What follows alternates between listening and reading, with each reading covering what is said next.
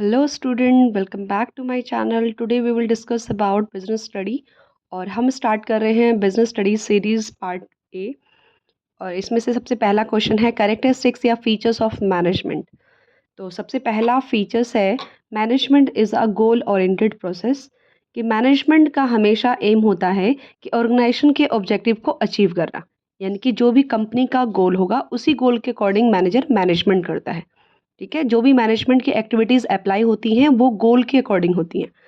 Second point है management is pervasive. Pervasive होता है यूनिवर्सल। यूनिवर्सल मतलब कहीं भी जो मैनेजमेंट होता है वो किसी पर्टिकुलर एक जगह के लिए नहीं होता, वो परवेसिव होता है, वो हर जगह होता है, ऑल डिपार्टमेंट्स में होता है, ऑल टाइप ऑफ बिजनेस के अंदर होता है।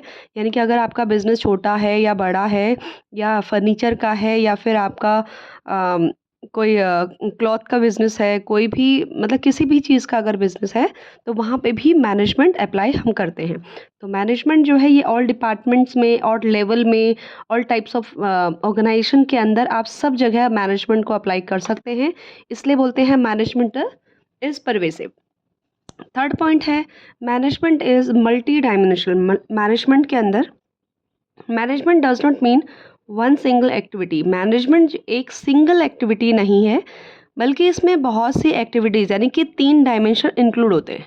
मतलब ये तीनों इंक्लूड होके मैनेजमेंट एक मल्टी डायमेंशन, मतलब इसके अंदर ये बहुत सारी चीज़ें इंक्लूड होती हैं। तो फर्स्ट इसका डायमेंशन है मैनेजमेंट ऑफ वर्क।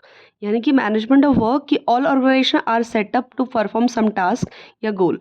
कोई भी ऑर्गेनाइजेशन है वो कोई टास्क, कोई गोल को अचीव करने के लिए बना होता है, परफॉर्म करता है। Management activities aimed at achieving goals. और मैनेजमेंट एक्टिविटी का क्या एम हो जाता है कि उन गोल्स को जो कंपनी ने सेट कर रखे उन गोल को अचीव करे, टास्क को कंप्लीट करे। फॉर एग्जांपल जैसे work to be accomplish in a school, जैसे किसी भी स्कूल में काम को करवाया जाता है, अकम्प्लिश किया जाता है। इस प्रोवाइड एजुकेशन, एजुकेशन के थ्रू मतलब कि स्कूल के अंदर हम एजुकेशन को इम्पोर्टेंट देके हम एजुकेशन के रिगार्डिंग मैनेजमेंट करेंगे। हॉस्पिटल में इज़ टू ट्रीट पेशेंट। हमको पता है कि हॉस्पिटल में तो पेशेंट को ट्रीट करते हैं, तो हम उसके अकॉर्डिंग मैनेजमेंट करेंगे। तो मतलब ये है कि मैनेजमेंट ऑफ वर्क की वर्क के अकॉर्डिंग हम मैनेजमेंट करेंगे। सेकंड है मैनेजमेंट ऑफ पीपल, कि हम मैनेजमेंट किस पे करेंगे? पीपल पे, लोगों पे करेंगे। तो people refers to human resources management has to get task through people by making their strength effective. यानी कि मैनेजमेंट हम करेंगे लोगों का, क्योंकि लोगों से ही हम काम लेंगे, लोगों से ही तो हम काम कराएंगे। काम अपने आप थोड़ी होगा, पीपल के हेल्प से होगा। ठीक है, तो पीपल के बीच में हम मैनेजमेंट करेंगे, और जिससे इस तरह से मैनेजमेंट करेंगे कि उनकी स्ट्रेंथ इफेक्टिव हो और उनकी वीकनेस नज़र ना आए। ठीक है, तो इस तरह से हम लोगों को मैनेजमेंट करेंगे। इसके लिए 2 डायमेंशन इसके अंदर हैं। First taking care of employees individual needs, कि जो एम्प्लॉयज़ की इंडिविजुअल नीड्स होती हैं, हर एक इंसान की अपनी खुद की ज़रूरतें होती हैं।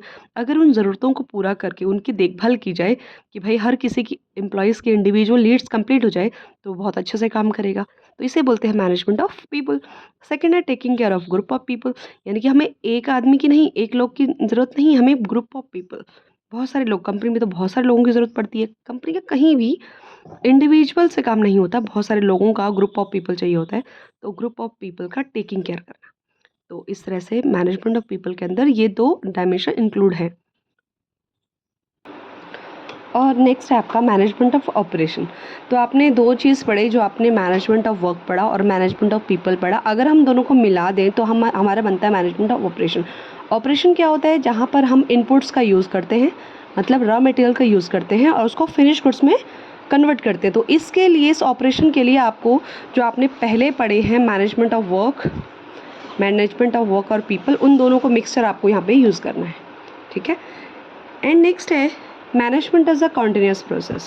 जो आपकी मैनेजमेंट है वो कंटिन्यूस प्रोसेस, वो ब्रेक नहीं होती है। इन द सेंस कि अगर किसी बिजनेस में आप मैनेजमेंट कर रहे हो तो मैनेजमेंट करने के बाद स्टॉप नहीं कर देते, वो चलती रहती है। तो यहाँ पे जब भी मैनेजमेंट प्रोसेस में चलेगा तो ये 5 चीज़ें होती हैं जो हमेशा ही सीक्वेंस में चलेंगी आपकी: planning, organising, staffing, directing and controlling. ये हम मैनेजमेंट करते हैं, कंटिन्यूस प्रोसेस लगातार करते हैं और इनकी हेल्प से करते हैं। इनके बिना तो कुछ हो ही नहीं सकता। इन चीज़ों के बारे में आप और आगे पढ़ोगे। ठीक है, तो इस पॉइंट के अंदर यही लिखना है कि मैनेजमेंट एक कंटिन्यूस प्रोसेस है जो ब्रेक नहीं होता है, ये लगातार चलता रहता है।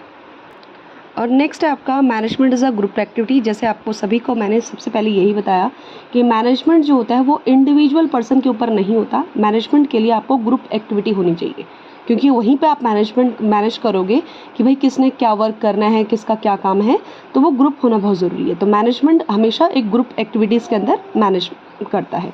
तो जितनी भी एक्टिविटीज़ मैनेजमेंट एक्टिविटीज़ होती हैं वो ग्रुप एक्टिविटीज़ के अंदर होती हैं।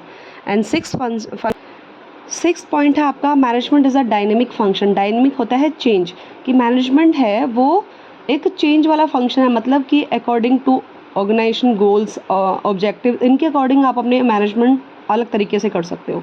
तो मतलब मैनेजमेंट में आप चेंज भी कर सकते हो अपने अकॉर्डिंग, अपनी सिचुएशन के अकॉर्डिंग इसमें चेंज कर सकते हो। Management is a intangible force, ये लास्ट पॉइंट है। मैनेजमेंट एक इंटेंजिबल फोर्स होता है। मैनेजमेंट इनटेंजिबल फोर्स होता है वो इसलिए क्योंकि टेंजिबल होता है जिन चीज़ों को आप फील कर सकते हो, टच कर सकते हो, और मतलब टच कर सकते हो मोस्टली ये होता है। लेकिन इनटेंजिबल होता है जिन चीज़ों को आप टच नहीं कर सकते हो, सिर्फ फील कर सकते हो।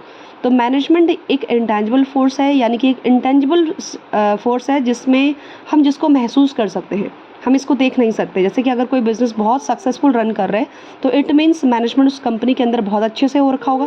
तो इसलिए बोलते हैं कि मैनेजमेंट एक इंटेंजिबल फोर्स है। तो इस तरह से आपकी ये सारे कैरेक्टरिस्टिक्स कंप्लीट होते हैं। आई होप आपको समझ में आया हो, और इसी तरह की इन्फॉर्मेटिव वीडियो के लिए मेरे चैनल को आप सब्सक्राइब करना। And thank you so much देखने के लिए। और अगर आपको लगता है कि इस वीडियो के अंदर या फिर मुझे और भी कुछ ऐड करना चाहिए तो आप मुझे प्लीज़ कमेंट करके बताएं। Thank you for watching.